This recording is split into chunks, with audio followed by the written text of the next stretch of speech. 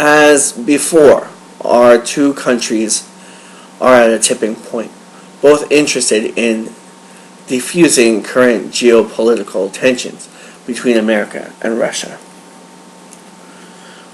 Thus, our first request is to have the Mason-Dixon versus Ivan Drago boxing match on your holiday of St. Valentine's Day.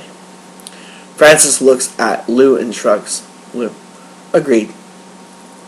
Ambassador Lev: outstanding. Second, we wish to have Mr. Balboa included in the festivities with a pre-fight photo opportunity for worldwide viewers to witness. And for his services, Mr. Balboa will be compensated handsomely. Francis: exactly how much compensation are you suggesting? Ambassador: Mr. Balboa's generous pro bono match not only helped lift our spirits, but drew citizens from both countries to see our similarities over differences. For this, we feel his services are worth no less than 10% of ticket sales. Francis: 10%? Rocky, are you serious? Rocky: you know I am a bit of a celebrity these days. Lou nods to signal Francis it's okay. Lou: done. And your third demand? Ambassador Lev: if Ivan Drago should fight against your Mason DeLine Dixon, we must ensure maximum coverage to give us the largest audience possible. Thus, we will be needing this fight to be for the title. What? Francis says. Joe: you're out of your mind. Lou: with no disrespect, Ambassador Levy, nor to you, Mr. Balboa. Rocky: none taken. Lou: Ivan Drago may be younger than Mr. Balboa, but when Mason and Rocky fought, Mason was doing Rocky a favor. If you think about that. Intercom beeps. Ambassador Lev holds up one finger to stop Lou from talking. Ambassador Lev: I am truly sorry. This is of the most utter importance.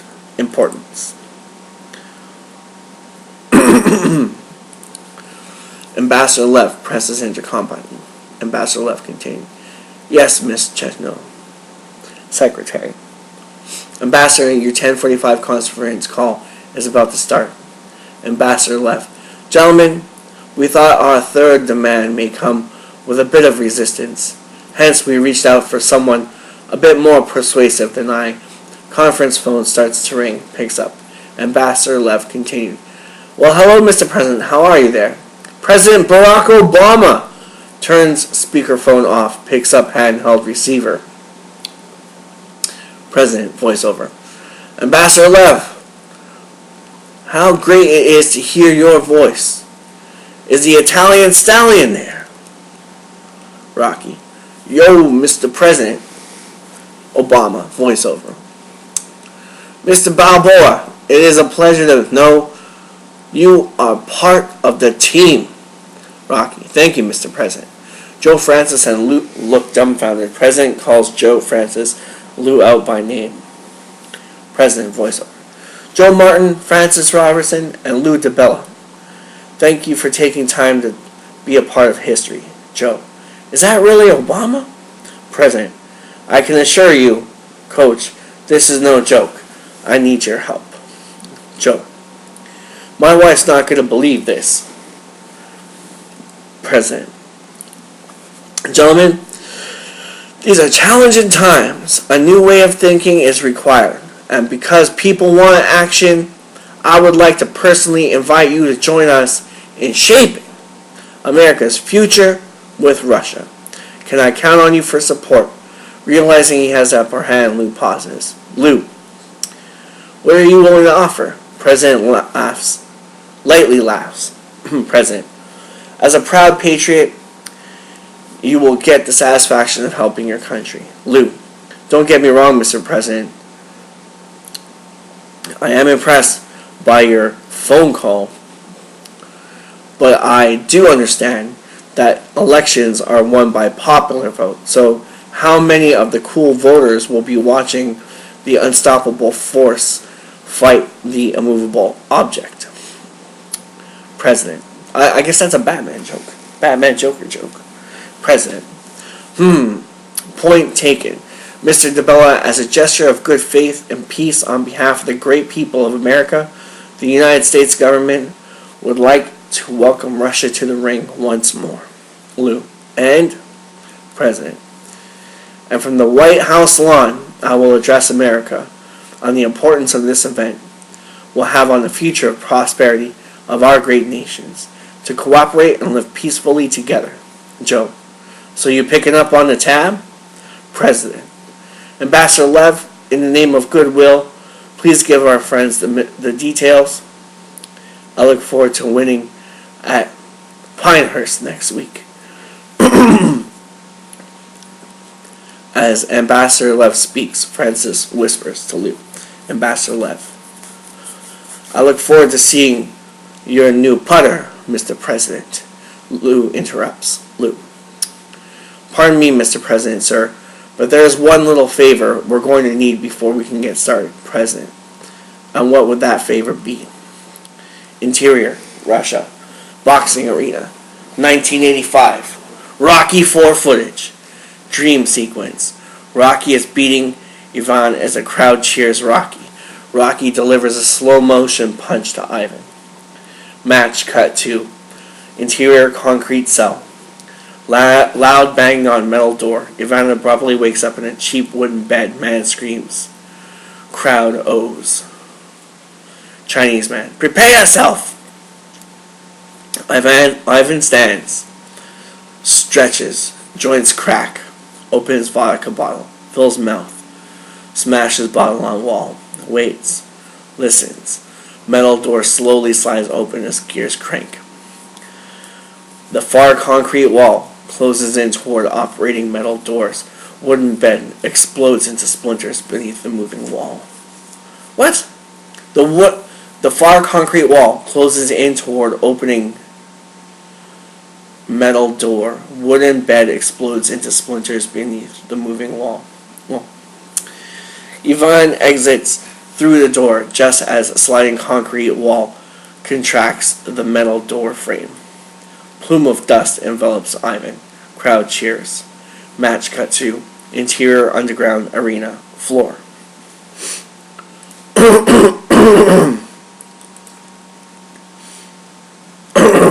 Sorry. Dust cloud dissipates, revealing weapon-wielding fighters. 1 to 6 clockwise around Ivan. Stand covers arena floor. Chain link fence protect multinational crowd.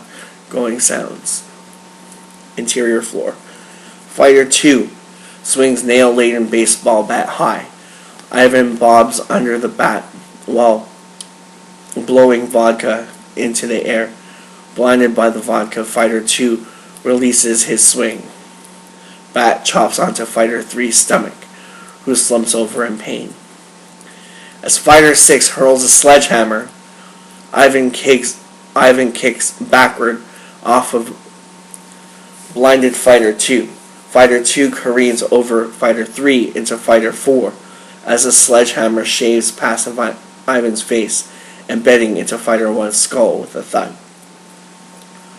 Berserk crowbar, clenching Fighter 5, slashes at Ivan. Ivan slips left, slips right, ducks left, then ducks right.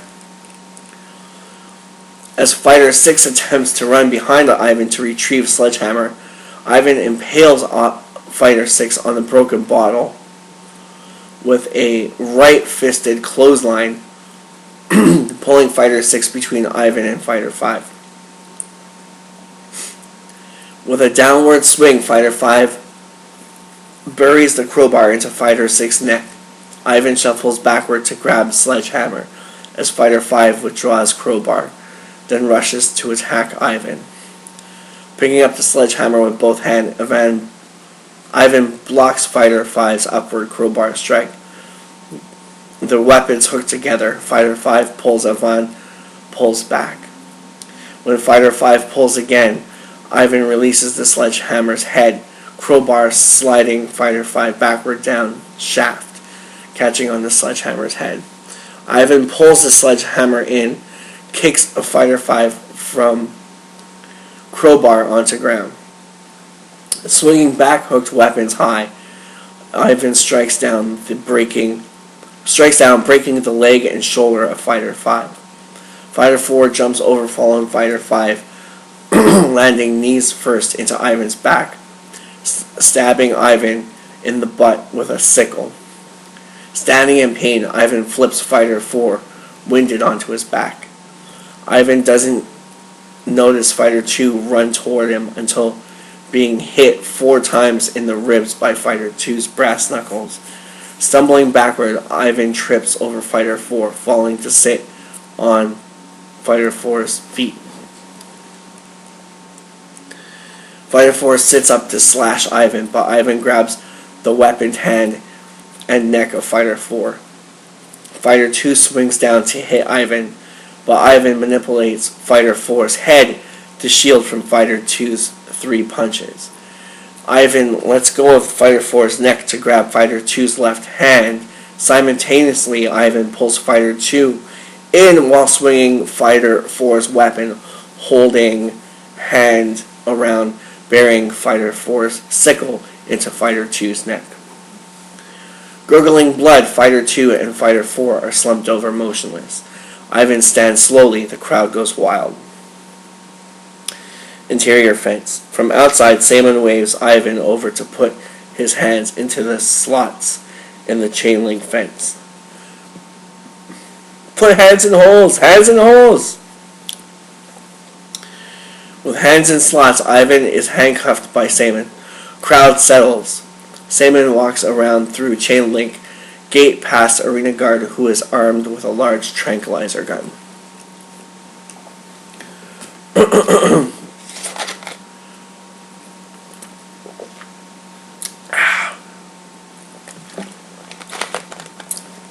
Little drink there. Woo, dry throat.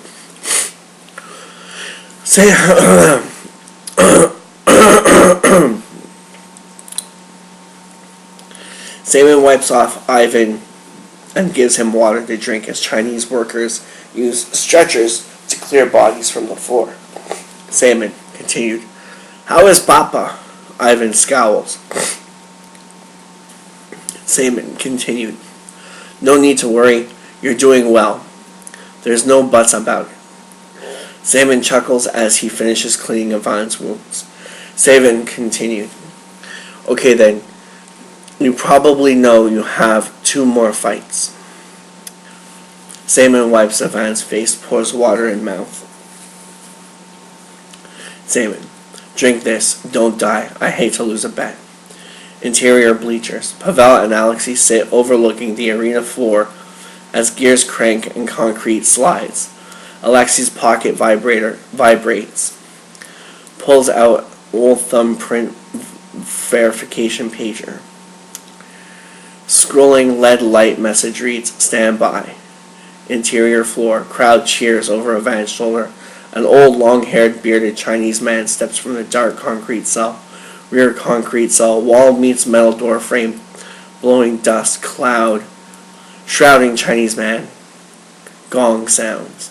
The Chinese man slowly emerges from the dust, approaching Ivan. Chinese man in Chinese. I wish you luck, big dumb man. Ivan, you will lose. Ivan dances, punching with 4 spaced out jabs.